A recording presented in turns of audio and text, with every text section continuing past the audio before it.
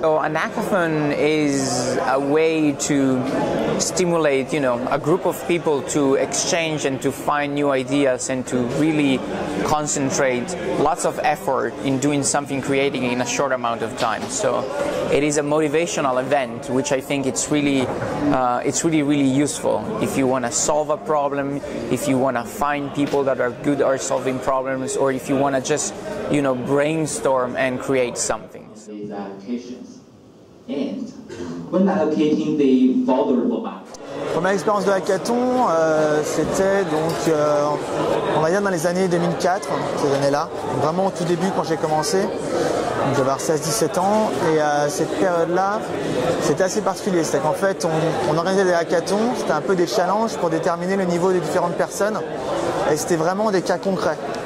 C'était vraiment des cas concrets qui avaient été récupérés par les acteurs sécurité, des choses comme ça. Et l'objectif, c'était vraiment de mesurer la performance ou la vitesse à laquelle on travaillait.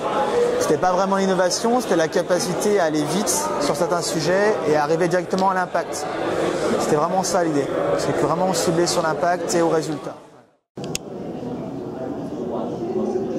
So if there are many hackathons in Italy, there are not so many or not nearly as many as I would like to see.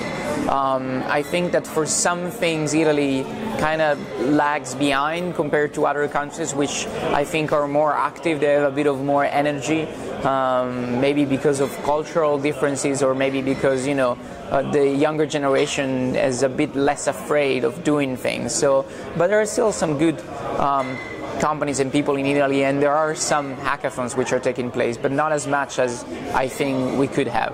Finalement, aux États-Unis, on laissera plus de chance à des gens, par exemple, même quelqu'un qui n'a jamais travaillé dans ce secteur-là, on va par exemple lui laisser plus de chance qu'en France, où il y a les études, etc., assez tracées, où il faut qu'on suit une certaine route.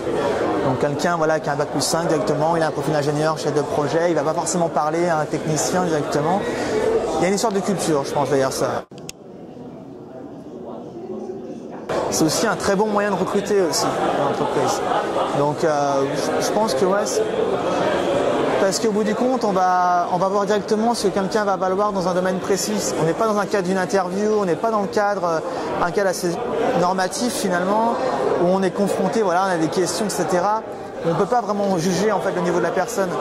Là, on le voit produire, on voit vraiment ce qu'il peut faire, on voit comment il interagit avec des gens. Pour moi, c'est un test plus en fait.